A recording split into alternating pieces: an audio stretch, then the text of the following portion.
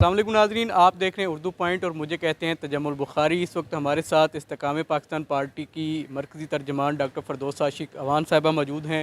ان کی طرف بڑھتے ہیں اور بات کرنے کی کوشش کرتے ہیں۔ میڈم بتائیے گا، الیکشن شیڈیول کا اعلان ہو چکا لیکن ابھی بھی بڑے حلقوں میں یہ باتیں ہیں کہ الیکشن نہیں ہونے، تو بطور پولیٹیکل ورکر آپ کو کیا نظر آ رہا ہے؟ مجھے تو الیکشن ہوتا ہوا نظر آ رہا ہے، اور اس لیے آ رہا ہے کہ آپ نے دیکھا ہے کہ کاغذات نامزدگی جمع کرانے سے لے کے سکروٹنائز اور پھر الٹیمیٹلی مرحلہ وار اس الیکشن کے جو لوازمات تھے وہ الیکشن کمیشن نے سیٹ کر دیے ہیں، اور سیاسی کھلاڑی جتنے ہیں وہ سمجھتے ہیں کہ جب سائرن بجتا ہے، الیکشن کا بگل بجتا ہے، تو الٹیمیٹلی پھر آپ کے لیے یہ مینڈیٹری ہے کہ اپنی کٹیں پہنیں اور میدان میں نکل آئیں۔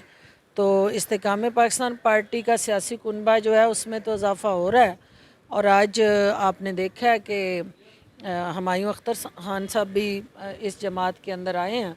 تو الٹیمیٹلی ہم لوگ تو تیار ہیں، ہمیں باقیوں کا نہیں پتہ، ہمیں تو کوئی ابہام نہیں ہے، ہمیں یہ پتہ ہے کہ الیکشن ہونا ہے، اور ہمارے الیکٹیبلز جو ہیں وہ میدان کے اندر اپنے اپنے حلقوں کے اندر اس الیکشن کے لیے تیاریاں کر رہے ہیں، اور انشاءاللہ یہ الیکشن جو ہے وہ 28 فروری کو ایک نئے پاکستان کا سورج طلوع ہوگا، اور ایک ایسے پاکستان کا جو درخشاں روشن اور ترقی اور خوشحالی کا ضامن پاکستان، نوجوانوں کی امیدوں کو بھر لانے والا پاکستان، دکھوں کے مداوے والا پاکستان، اور غریبوں کی مشکلات کے ازالے کے ساتھ ان کو ریلیف دینے والا پاکستان۔ اچھا ڈاکٹر صاحب، عموماً یہی دیکھا جاتا ہے کہ سیاست میں جو چھوٹی چھوٹی پارٹیاں ہوتی ہیں وہ سیٹ ایڈجسٹمنٹ کی طرف جاتی ہیں، اور استحکام پاکستان پارٹی ابھی اپنے پاؤں جما رہی ہے، تو استحکام پاکستان پارٹی کو کیا ضرورت پڑ گئی ہے سیٹ ایڈجسٹمنٹ کی پہلے ہی مرحلے میں؟ دیکھیں، ہمارا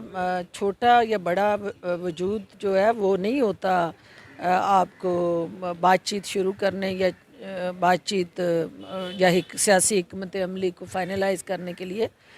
جو بڑے دل والے لوگ ہوتے ہیں، جو پاکستان سے پیار کرتے ہیں، جو پاکستان کو آگے بڑھتا دیکھنا چاہتے ہیں، جو تصادم کی سیاست نہیں کرنا چاہتے، جو ٹکراؤ اور انتشار سے نکل کے یکجہتی کی بات کرتے ہیں، تو وہ پھر سب کو ساتھ لے کے چلنے کے لیے پرعزم ہوتے ہیں۔ تو ہماری قیادت جو ہے جہانگیر ترین صاحب کا، چونکہ ایک فہم و فراست اور روایات کے ساتھ جڑی جو سیاست ہے، اس کے اندر وہ کسی کو بھی پاکستان کے لیے ہر حال میں ایسٹ بنا کے آگے چلنا چاہتے ہیں۔ تو ہماری سیاست کوئی ذات کے لیے نہیں ہے، ہماری کاز کے لیے سیاست ہے، اور ہماری کاز پبلک اور نیشنل کاز ہے۔ اسی کاز کو سٹرینتھن کرنے کے لیے ہمیں کسی بھی جماعت کے ساتھ بیٹھ کے بات چیت کرنی پڑے تو اس میں کوئی حرج نہیں ہے۔ اس جماعت میں تحریک انصاف بھی شامل ہے؟ تحریک انصاف چونکہ عسکری ونگ بن گیا، سیاسی جماعت رہی نہیں ہے، ٹل دی ٹائم وہ واپس سیاسی جماعت نہیں بنتی، عسکری ونگ سے ہماری بات چیت نہیں ہو سکتی۔ اچھا ڈاکٹر صاحب، یہ بتا دیں کہ اگر سیٹ ایڈجسٹمنٹ نہیں ہو پاتی مسلم لیگ نون کے ساتھ، تو استحکام پاکستان کا جو پلان بی ہے وہ کیا ہے؟ دیکھیے، وہ اگلا مرحلہ ہے، اور جب وہ مرحلہ آئے گا تو انشاءاللہ میڈیا کو اپڈیٹ دیں گے، ابھی تو بات چیت چل رہی ہے۔ اچھا یہ بتا دیں کہ ایک ڈاکٹر فردوس عاشق اوان کو ہم جانتے ہیں جو عمران خان کی وکالت کیا کرتی تھیں، ایک ڈاکٹر فردوس عاشق اوان ہے جو اب عمران خان کے اوپر تنقید کے جو نشتر ہیں وہ بے باک طریقے سے چلاتی ہیں، تو دونوں کی آپس میں بھی کوئی گفتگو ہوتی ہے؟ ڈاکٹر فردوس کا جو ایجنڈا اور سیاست کا محور اور مرکز ہے وہ پاکستان ہے۔ جو ریاست کا دوست ہوتا ہے وہ ڈاکٹر فردوس کی آنکھوں کا تارا ہوتا ہے۔ جب وہ ریاست پہ حملہ آور ہو جاتا ہے اور ریاست کو کمزور کرتا ہے تو ڈاکٹر فردوس کے نشانے پہ ہوتا ہے۔ اچھا ڈاکٹر صاحب، ایک آخری سوال یہ بتا دیں کہ ماضی میں مسلم لیگ نون کے اوپر بڑی تنقید تھی آپ کی، کبھی وہ کنیزوں کا ذکر تھا، کبھی راج کماری کا ذکر تھا، لیکن ایک لمبا عرصہ ہو گیا ڈاکٹر فردوس عاشق اوان خاموش ہیں، کیا وجہ ہے؟ دیکھیے، اس میں سب سے پہلی بات تو یہ ہے کہ جو سیاست کے اندر نہ کوئی ذاتی جھگڑا ہوتا ہے، نہ کوئی ذاتی اناد ہوتا ہے، نہ کوئی قتل کے ویر ہوتے ہیں۔ ہمارا سیاسی بیانیہ مختلف ہوتا ہے اور سیاسی پلیٹ فارم مختلف ہوتا ہے۔ ہماری سیاست جو ہے وہ حریف اور حلیف کے درمیان بدلتی رہتی ہے، اور سیاست نام اس چیز کا ہے کہ آپ آگے کی طرف دیکھتے ہیں، آپ پیچھے مڑ کے نہیں دیکھتے، اور جن لوگوں کو آپ کہہ رہے ہیں ٹارگٹ کر کے نام لے کے، چونکہ وہ پلیٹ فارم میرا انتہا پسندی کا پلیٹ فارم جو تھا، وہاں سے یہ ڈکٹیشن آتی تھی، وہاں سے یہ بیانیہ آتا تھا.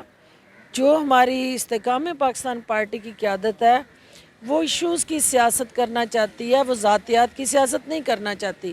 اور میری لیڈرشپ کا یہ بیانیہ ہے کہ ہم نے تنقید کرنی ہے اس کی پالیسیز پہ، ان کے ایشوز پہ، اور مینیفیسٹو اور نظریے پہ، کسی کی ذات پہ نہیں. تو لیڈرشپ کا جو بیانیہ ہے وہ بدلا ہے کیونکہ پارٹی بدلی ہے، تو نئی پارٹی میں پرانا بیانیہ چل نہیں استحکام سکتا. پاکستان پارٹی کہتی ہے کہ اب کوئی قربانی نہیں دی جائے گی، تو یہ کس کو پیغام دیا جا رہا ہے اور پہلے کون سی قربانی دی گئی ہے؟ دیکھیں یہ بیسیکلی تو قربانی ہم پاکستان کے لیے دے رہے ہیں نا، تو یہ پاکستان کے لیے قربانی کی باری آئے تو ہم اپنے ان سیاسی مخالفین کو بھی بات چیت کے لیے ایک ٹیبل پہ بیٹھ کے نیگوشیٹ کرتے ہیں.